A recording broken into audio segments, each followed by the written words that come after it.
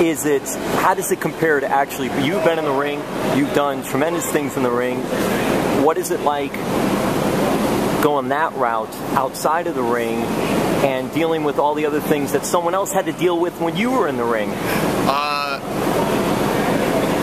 It's not as rewarding in the standpoint that you're not the focus of attention, but it is in the sense that you're still getting the chance to tell maybe vis-a-vis a story through somebody else's actions, but you're still directing and trying to get a story or an emotion across and be involved in it, even if it's not directly hands-on. Is the highs and lows of that different being in the ring and then outside the ring, because you might be saying, hey, we got to hit this now, we got to hit this music now, or do something now? It's more stressful. It's more stressful. I'd rather be a performer. It's a lot more responsibility. Even though the real responsibility lies on the performer, it's like, for the performer, it's just focus on the performance. For the agent or the producer, it's focus on a million things, all at the same time. When you're watching it from that standpoint, what excitement do you get out of it? Oh, when it all falls together and the performer does exactly what he needed to do and basically creates your vision of what it was that you wanted to have happen out there for whatever reason, it's like, yes, you know, like I feel like we did it, you know what I mean? Not just the performer, but, you know, myself included. Is it like being a coach? Yeah, it's a lot like being a coach. It's a lot, you know, you're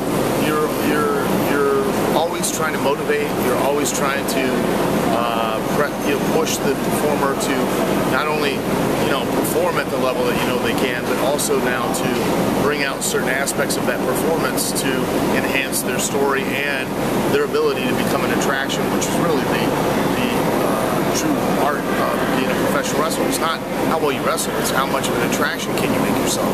How well can you tell that story, sell that to the audience to where now they'll want to be motivated to not turn the channel, to keep coming back to see you, paying to see you, you know, and that's what it really is all about. When you're involved in something like that, do you accept ideas from the wrestlers as well when you're trying to put something together, or what you want them to do? The wrestlers' feedback and input is essential because it's ultimately, it's their match. I'm there to guide and direct and to say, no, don't do that now, do that later.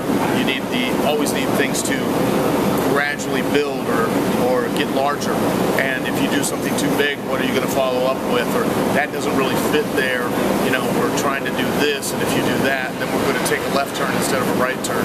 And so I'm more there.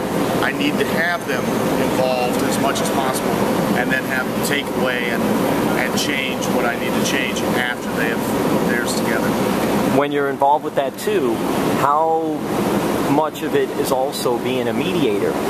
Just, you know, hey, let's try, because I'm sure when everyone's bouncing ideas off, it's not just yes, yes, yes, yes, yes, yes, yes. I mean, that's not going to work. That doesn't work in anything, and there's really. Compromise. There's a lot of compromise, and that's also why it's important to, as an agent or a producer, to have experience within the ring so that you know how to talk to, communicate to the performer, so that you can then say, hey, I see it from your viewpoint. I know why you're trying to achieve this, because if it were me, I would be trying to, but I'm telling you, from an outside pair of eyes, it's better to do this, and this will work and get you more of what you want. I'll get you what you want, but doing it this way will get it. And that will lead me to this. So is that why, too, a lot of road agents, if not most or all road agents, are former professional wrestlers? Yes, because you have to have a real clear understanding and grasp of what is happening in the ring. As much as a lot of people would like to believe that they are quote-unquote smart to the wrestling business, which is a wrestling term, which is that you basically know what's going on, unless you have actually been in the ring and performed to a point where, based on your performance, is going to dictate whether you continue to perform and whether or not those people are motivated enough to continue to pay to see you or keep the channel on you and not turn it, so that you can continue to perform. Until you have done that, until your means of feeding your family is based off of what you're doing in that ring, you have not the experience and therefore have no concept or understanding, even if you're within the wrestling business, of what it is or why it is you do what you do, when you do what you do. You can be as educated as you want. It's no different than a doctor who goes through years of medical school and then goes through clinicals. The reason he goes through the clinicals is now to gain experience under supervised care, to now be able to use that book knowledge and couple it with the experience to truly become a doctor. He doesn't really become a doctor until he has done that experience. Wrestling's the same thing. Then that also will lead me to this as far as the experience and all like that. If you're working an indie show, do you usually, if someone as established as yourself was working an indie show, do you feel like they sort of more or less, hey Al, what do you want to do? A lot of times, like yes. that, rather than trying to come in and say, hey, we need this, dude like this or whatever, or something like that. You find that more on the indie show that happens? Most of the time on the indie shows, they will have a tendency to abdicate to you and your greater experience. But they got to understand they've got to have input too, because it takes two people to do it.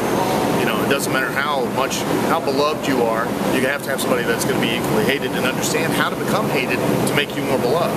If you're the guy that's hated, the guy that's beloved has to understand what it is and why it is that he's beloved, so that then he can communicate that to you to know what to take away to make them hate you more, to beloved him that much more. So even on the indie shows, there's that talk and everything as well. But the problem is that on the indie shows, a lot of the guys focus more on the physical and less on the psychological and emotional.